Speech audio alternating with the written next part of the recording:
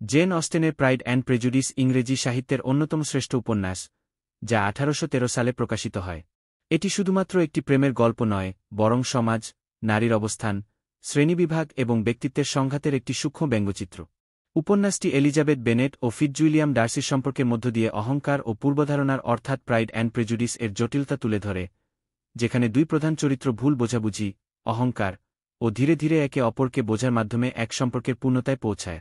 উপন্যাসটি শুরু হয় মিস্টার ও মিসেস বেনেটের পরিবারের মাধ্যমে। তারা 5 মেয়ের বাবা-মা, যারা মধ্যবিত্ত সমাজের অন্তর্ভুক্ত। মিসেস বেনেটের প্রধান চিন্তা তার মেয়েদের ধনী ও সম্ভ্রান্ত বর জোগাড় করা, কারণ সে বিশ্বাস করে, নারীদের ভবিষ্যৎ তাদের স্বামীর সামাজিক ও আর্থিক অবস্থানের ওপর নির্ভর করে। উপন্যাসের ঘটনাক্রম শুরু হয় যখন মিস্টার চার্লস বিংলে, এক তরুণ ও ধনী ব্যক্তি, নেদারফিল পার্ক নামক এক বিশাল সম্পত্তি ভাড়া নেন। বেনেট পরিবার মনে করে তিনি তাদের বড় মেয়ে জেনের জন্য আদর্শ পাত্র। একটি বলনৃত্যে মিস্টার বিংলে জেনের প্রতি আকৃষ্ট হন এবং তাদের মধ্যে ভালো সম্পর্ক গড়ে ওঠে। কিন্তু তার বন্ধু মিস্টার ডার্সি একেবারেই ভিন্ন প্রকৃতির। তিনি গম্ভীর, আত্মমর্যাদাবোধসম্পন্ন ও সামান্য অহংকারী। প্রথম দেখাতেই এলিজাবেথ তাকে অপ্রিয় মনে করে, কারণ বলনৃত্যে তিনি এলিজাবেথের সঙ্গে নাচতে অস্বীকৃতি জানান এবং তাকে বিশেষ আকর্ষণীয় মনে করেন না।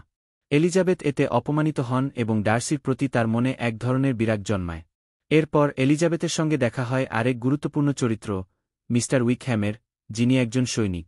তিনি এলিজাবেথকে বলেন যে মিস্টার ডার্সি তার প্রতি অবিচার করেছেন এবং তার পিতার ইচ্ছার বিরুদ্ধে তাকে সম্পত্তি থেকে বঞ্চিত করেছেন। এলিজাবেথ এই গল্প বিশ্বাস করে এবং তার মনে ডার্সির প্রতি আরও নেতিবাচক ধারণা জন্মায়। এদিকে মিস্টার কলিন্স, যিনি একজন আত্মম্ভরী ও নির্লজ্জ যাজক, এলিজাবেথকে বিয়ের প্রস্তাব দেন। মিসেস বেনেট চান এলিজাবেথ প্রস্তাবটি গ্রহণ করুক, কারণ এতে তাদের ভবিষ্যৎ আর্থিক নিরাপত্তা নিশ্চিত হবে। কিন্তু এলিজাবেথ স্পষ্টভাবে তাকে প্রত্যাখ্যান করেন, যা তার দৃঢ় ব্যক্তিত্বের পরিচয় দেয়। পরবর্তীতে মিস্টার ডার্সি হঠাৎ করেই এলিজাবেথকে বিয়ের প্রস্তাব দেন। যদিও তিনি সত্যিকারের ভালোবাসা থেকে প্রস্তাব দেন, তার উপস্থাপন ভীষণ অহংকারী এবং অসম্মানজনক হয়।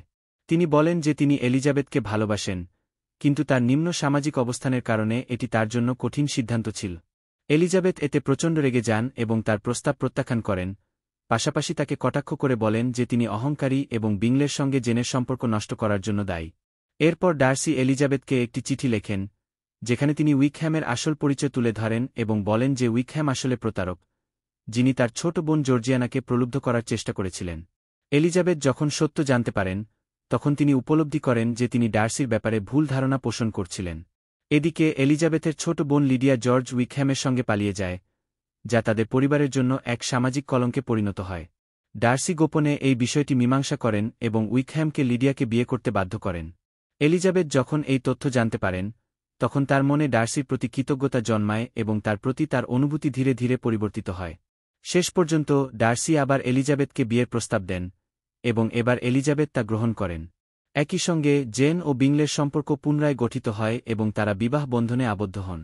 উপন্যাসটি শুধুমাত্র একটি রোমান্টিক গল্প নয়, এটি সমাজের বিভিন্ন বৈষম্য ও সংকীর্ণ চিন্তাধারাকে চ্যালেঞ্জ করে।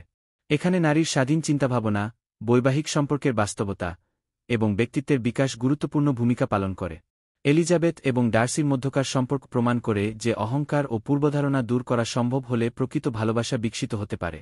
এই উপন্যাসের বিশ্লেষণে বোঝা যায় যে এটি শুধুমাত্র বিয়ে ও সামাজিক অবস্থানের ওপর ভিত্তি করে নয়, বরং এটি আত্মোন্নয়ন ও ভুল বোঝাবুঝি কাটিয়ে ওঠার গল্প। অহংকার ও পূর্বধারণা মানুষের সম্পর্ককে কতটা প্রভাবিত করতে পারে এবং কিভাবে ধীরে ধীরে পরিবর্তন আনা সম্ভব, তা এই উপন্যাসের মূল শিক্ষা।